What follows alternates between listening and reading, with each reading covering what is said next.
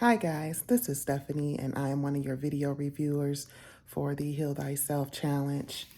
We are reading The Raw Life, Becoming Natural in an Unnatural World by Paul Nison.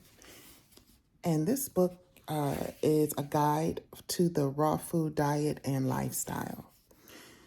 I read the foreword by Morris Kroc, and I read about the author, and I read the introduction from the author, and I read the first chapter, which is the raw truth. So, in what I've read so far, there was a couple of things that stood out to me. In the foreword by Morris Kroc, he states, and I'll read it: the most important rule is that one must eat only when true hunger is present and avoid eating by the clock just to appease appetite. When we follow this rule, we enable the intelligence within to do its work with no interruption, interference, or distraction. Since the body knows what it has to do in its own time, in its own unique way, a balance is created between assimilation and elimination. This balance is the true formula for health. Now, this was the first time I really paid attention to this. I've probably heard this said in many different ways, but just didn't think deeply about it. But this really spoke to me a lot in this one. I never knew, because I was always taught to eat, at the same time every day, and do it by the clock so that I'll have the same time that I eat. But he's saying not to do that. So that's interesting. And I actually want to read more up on that, so that I highlighted that so I can go back to that and do some more research on that. And I thought I'd share that with you guys. Maybe you know more about it than I do. And he also says, too, that stood out to me: as man and his orthodox medicine do not understand the relationship between illnesses and the foods that one eats, he is constantly seeking after miracles. But the real magic is found when we utilize the seemingly insignificant, intelligent, and powerful logic that is found in every warp and weave of life. But it is hidden to those who are not in harmony with or attuned to the realities of life. So that was another thing that kind of touched me too on this one. Because I've been that person where I was looking for the next miracle diet or looking for the next way to be healthy, but it was never, what I eat. It was mostly what I was eliminating out of my diet, or eating less of the terrible things that I was eating, and still taking medicine, taking pills. I tried so many diet pills back in the day, so I thought that was a really good saying.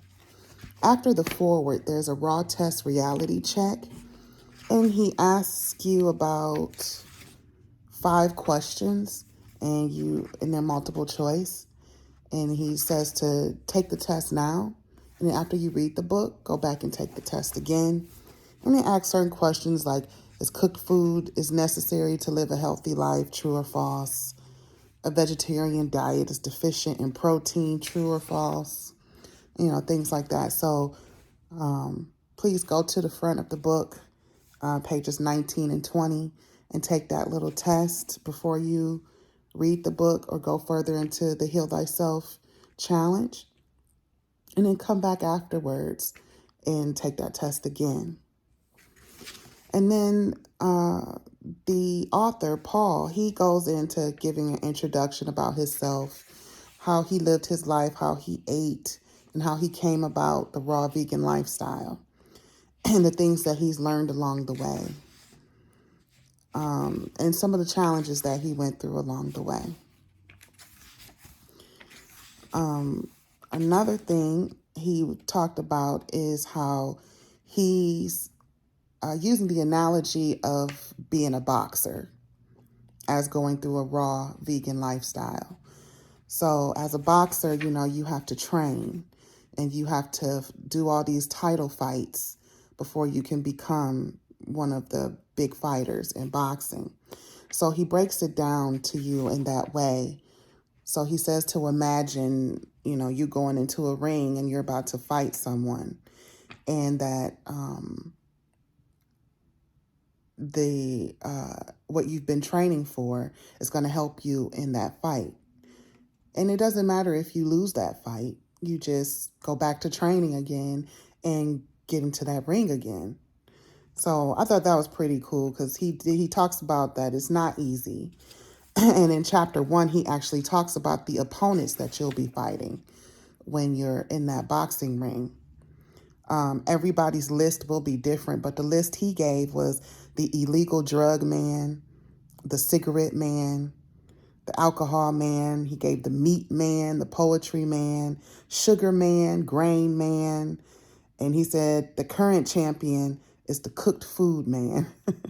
So everybody's list will be different. You know, he says if you never done illegal drugs or you don't desire to do the illegal drugs, then you won't have a problem with the illegal drug man. You'd already have defeated him, or you never would have had to fight him. The same with the cigarette man and the alcohol man as well. So he says to, you know, create your own list of opponents that you're going to have to fight through this battle. I know for me, it'll be the McDonald's man and the like the overeating man and the fried food man, the sweet tooth man, like all of them. I could go on and on with my list, but take the time yourself to think about the list of opponents that you will be fighting along the way.